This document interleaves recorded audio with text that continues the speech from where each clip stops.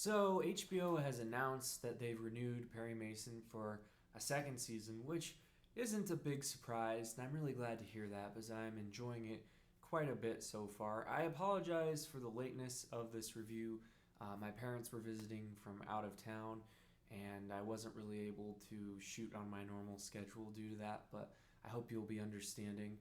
Anyway, if you're new to the channel and if you're interested in seeing my weekly reviews of Perry Mason and other shows, please consider subscribing. And you can watch more videos right after you finish this one. So let's talk about Perry Mason episode 6, which I think was a very, very strong episode. I don't know if I would say it was the strongest episode so far. I felt at first that it was, but as I've reconsidered it somewhat, I feel that this was a bit of a table setter for the final two episodes. There was a lot of plot being introduced, but a lot of it was just details that were setting things up that you need to know more so than characters actively doing interesting things. But it was still a good episode. I felt like the most interesting things this episode were Perry Mason in court, and man, this is such a juicy role for Matthew Rhys. He gets to act so many different emotions within just one episode, and at the beginning of this episode, I was just in pain for him, and you know that Matthew Rhys is a really good actor because you could just see him struggling to get the emotional tone that he was trying to as he was speaking to the jury, and just struggling to know the ins and outs of law. And obviously, he's been inside and outside of a courtroom a lot, and like most of us who've watched a lot of courtroom dramas, you would expect he might know a thing or two about it. But when it comes to actually being a lawyer, man, it's a lot tougher than just knowing a thing or two. You have to know everything. And he gets caught out on procedural problems, mistakes quite a bit in this episode. When he was giving his opening statement, I felt that was particularly bad for him, that he got objected to twice in a row during his opening statement. I think that the best scene of the episode for me personally, though, was the scene with Perry Mason and Paul Drake. And this scene was crucial in that it was built up to with Perry choosing, instead of going against what he had promised Paul Drake, that he actually decided to not question him about the piece of evidence and to not cause issues for him, because it was what he had said to him that he would do. And eventually Paul Drake shows up at Perry Mason's house and tells him that he wants to help him. And this has been a long journey for Paul Drake. Chris Chalk has done an amazing job portraying this. Last episode we got to see a lot of the hurt that he was feeling as he and his wife were forced to leave this beach when they've been having this romantic moment, and just to have that spoiled by being treated unjustly by this police officer.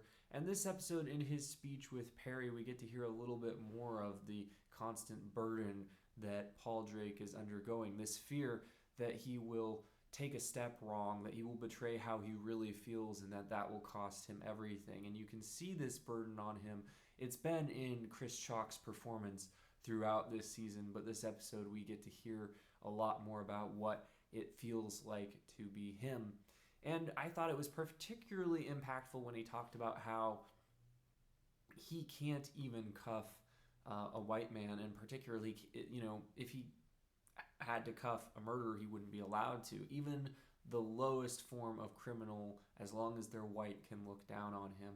And I think that it was very interesting that he decided to open up to Perry in this way. I think that Perry's decision to keep his word and to not betray the trust that Paul Drake had shown him has given Paul Drake this trust in Mason that maybe this is someone who he can open up to, and that they can work together to actually get justice.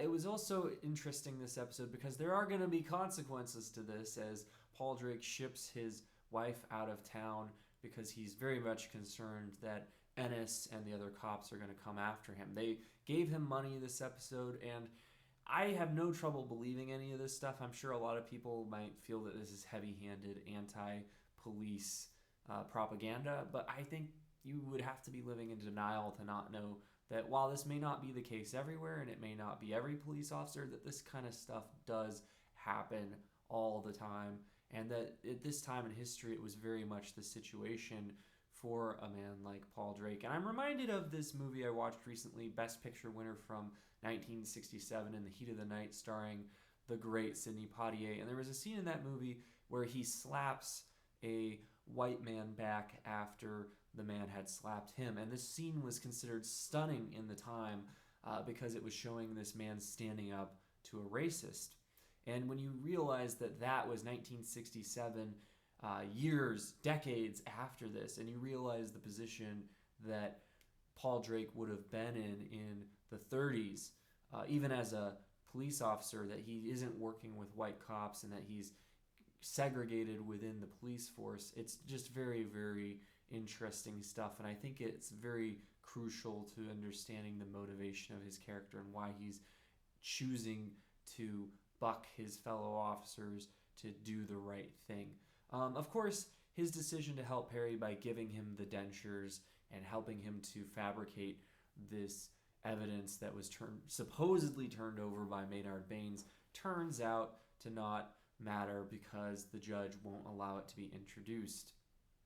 But it is a very, very compelling scene between these two characters, and I love Chris Chalk's performance. I think that he has done a really good job of conveying the way that he's beaten down by the state of affairs in America at this time in history. I am enjoying Strickland. I don't think he's got long for this world. I'm really enjoying Shea Whigham's performance. I like how he's kind of got this kind of cock of the walk swagger kind of that he brings to this character. It's interesting because I've watched him in a lot of roles, in Boardwalk Empire and Homecoming, and in both of those shows he just had a slightly different gait, and here I think that he's adopted, like I said, this slightly more of a strut to kind of convey the swagger of his character. And there was a couple scenes this episode that just stood out to me in the effort that's going into this show in making the small scenes count. And they were just small investigation scenes, but a scene with Della and the person at the records office where he says, "I don't care what your reason is, I just have to put down something for my supervisor." This character had just 3 or 4 lines, but they bothered to actually make him seem like an individual that works at a records office. And then the scene between Pete Strickland and the woman who has a colorful way of speaking, as he put it. Just these characters are just small, insignificant characters. You won't know their names. You won't really remember them by the time the show is over. But they didn't waste the time that they were given with these characters. They wrote them in an intriguing fashion and gave them interesting dialogue. And that's one of the things that I think sets this show apart from a lot of the other shows that are similar right now. And there are a lot of similar shows on TV at the moment. Gail Rankin had some interesting scenes this episode as she's very much getting scapegoated for her baby's death. And we see that how hard it would be to be a person in this society that is obviously very hypocritical, because obviously many of the men, Herman Baggerly included, have committed immoral acts by the standards of the day and by, some people's standards to this day. But at the same time, they're willing to cast so much judgment at her for what she's done. And there's no evidence that she had anything to do with her child's death, but they're going to cast her as a murderess because of her affair with this man who was involved with who was one of the kidnappers. So it's interesting to see how much of a case is based on public opinion, and it's interesting to see how the public responds to the tawdry details getting brought up in this case. It's a very, very salacious case, and to have this very buttoned up society of somewhat religious people for the most part, just salivating at the details of this tawdry case and all the sexual details and otherwise. It's very, very fascinating, and it has an interesting juxtaposition. I appreciated that they had the scene. again, I talked about how this was such a juicy role for Matthew Rhys. I really thought he did an excellent job at portraying the anger when he got blindsided by the news that Emily Dodson had been having an affair at the hotel and that she had her baby in the next room. Now, granted, this didn't make me think too highly of her, that she would be doing this, putting her baby at risk, taking her to this hotel to have this affair. But again, I'm sure it's something that a lot of people can relate to, and even a lot of people that are probably casting judgment at her have done things that are just as bad. And that is something that Sister Alice brings up in this episode, who is obviously the religious figure, and oftentimes religious figures are shown to be judgmental and unhelpful in a sense. But in a sense, she, even though she's kind of two crackers short of a Looney Tune, she still has this sincerity to her, seemingly. I mean, there might be some things going on with her too, yet we just don't know. But she's seemingly sincere, and Perry Mason seems to not really know what to make of her. In their scene together, it was interesting because they stood very close to each other, and I was kind of getting quasi-romantic vibes there.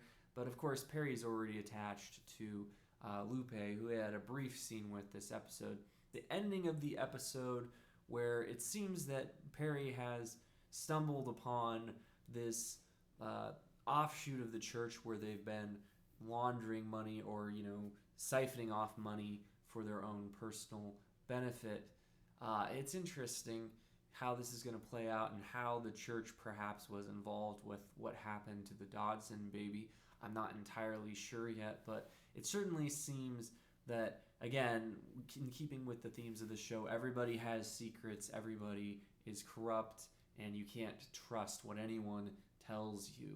We did have one final scene worth mentioning, which is the scene between Detective Ennis and his partner, where his partner is flabbergasted as he's coming to realize that even though they're both corrupt, it seems as though Ennis has been up to things that this partner didn't know about, and even potentially involved with the kidnapping, and he doesn't know the extent of it, and he actually doesn't want to know the extent of it. But at the end of the episode, it was interesting. He tells his partner, kill anyone who knows the extent of your involvement, which I took it initially to mean that he would go after Paul Drake, because obviously Paul Drake can finger him, and that may be what happens, and that would play into Paul Drake sending his wife out of town. But I also wondered if he's not going to go after Strickland, because Strickland obviously has kind of been tailing him and kind of has this animosity towards him for trying to buy him off, and they've paired these two together in a lot of scenes. I've said for a while now that I think Strickland is going to get killed off before this season is over by Ennis, so that line could be indicating that Ennis is going to go and kill Strickland very, very shortly. So we'll see how this goes. So 2 episodes left. I'm excited to see how this story concludes, and I'm excited for more seasons. Glad that they renewed it, and I hope that this season is standalone. I think that's a good way to go, but I'm excited to see future cases and future seasons as they develop. So those are my thoughts on episode 6 of Perry Mason. Let me know what you thought in the comments. Subscribe now, and as always, you can watch more videos right now.